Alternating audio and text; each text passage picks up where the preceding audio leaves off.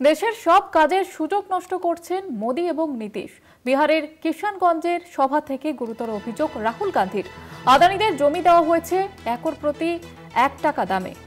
জমি পেয়েও আদানিরা খাদ্য প্রক্রিয়াকরণ কারখানা গড়েনি। ভোট চুরি নিয়ে নীরব মোদি, শাহ এবং নির্বাচন কমিশন, এমনটাই অভিযোগ এবার রাহুল গান্ধীর। বিহারে সরকার গড়বে বিরোধী জোট ইন্ডিয়া, এমনটাই মন্তব্য করেছেন আজকে রাহুল গান্ধী।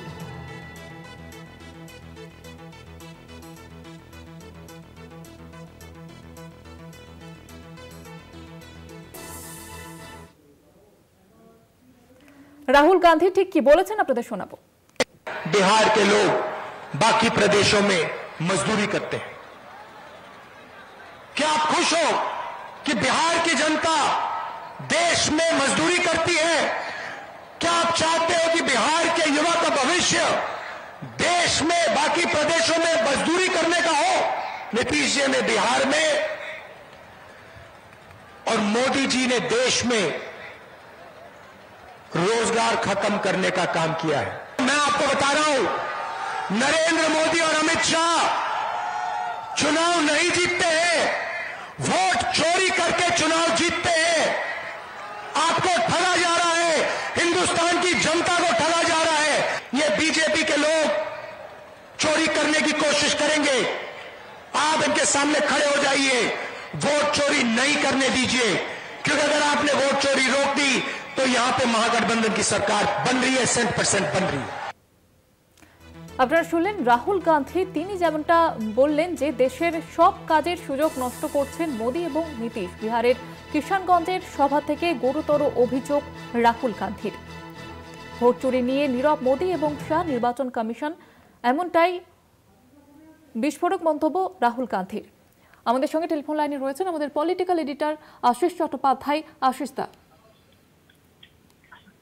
দেখো, তীব্র যে লড়াই বিহারের রণাঙ্গনে হচ্ছে, একদিকে মহাগঠবন্ধন তথা ইন্ডিয়া জোট, আর অন্যদিকে এনডিএ, সেই লড়াই রবিবারেও জারি রয়েছে। কিষানগঞ্জে আজকে রাহুল গান্ধী গুরুতর অভিযোগ করেছেন যে খাদ্য প্রক্রিয়াকরণ কারখানা করার নামে আদানি গোষ্ঠীকে নীতিশ এবং মোদি এরা 1 টাকা প্রতি একর দরে জমি দিয়েছেন। 1 টাকা প্রতি একর দরে জমি পেয়েও আদানিরা সেই কারখানা গড়েনি। এক কথায় রাহুল গান্ধী অভিযোগ করেছেন যে বিনা পয়সায় বিপুল পরিমাণ জমি আদানি গোষ্ঠীর হাতে তুলে দিয়েছে মোদি এবং নীতিশ। এরা সেই জমিতে যদি সত্যিকারের ইন্ডাস্ট্রি গড়ে উঠত তাহলে বহু মানুষের কর্মসংস্থান হতো। এবং এই কথা তুলেই যেটা রাহুল গান্ধী বলেছেন যে দেশ জুড়ে কর্মসংস্থানের 12টা বাজিয়ে দিয়েছে মোদি নীতিশ জোট। তারা দুজনে মিলে বা তাদের জোট এনডিএ, তারা বেকারদের কর্মসংস্থানের বদলে গৌতম আদানি বা এই ধরনের পছন্দের কোম্পানিগুলোকে প্রকৃতপক্ষে বিনা পয়সায় বিপুল জাতীয় সম্পত্তি তুলে দিচ্ছে। এই অভিযোগ রাহুল গান্ধী করেছেন, গুরুতর অভিযোগ। গৌতম আদানিদের কোম্পানিকে এই জমি, বিপুল পরিমাণ জমি দেওয়ার কথা আগেও উঠেছে।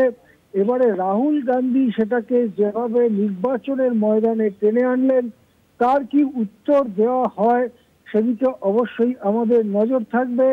কিন্তু রাহুল গান্ধীর অভিযোগ যথেষ্ট গুরুতর। বিনা পয়সায় বিপুল পরিমাণ জমি, যে জমি আদানিরা পেয়ে চুপ করে বসে আছে, সেই জমিতে গড়ে ওঠেনি কোনো কারখানা।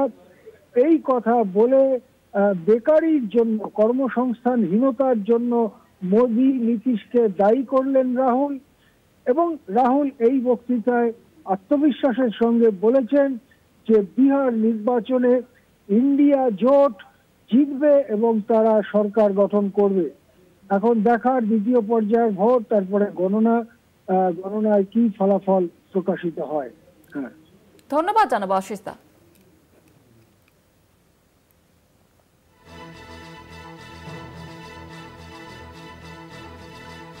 রাহুল গান্ধী তিনি যেভাবে আক্রমণ করেছেন মোদী এবং নীতিশ কুমারকে। বিহারের কিষানগঞ্জের সভা থেকে এবার গুরুতর অভিযোগ রাহুল গান্ধীর।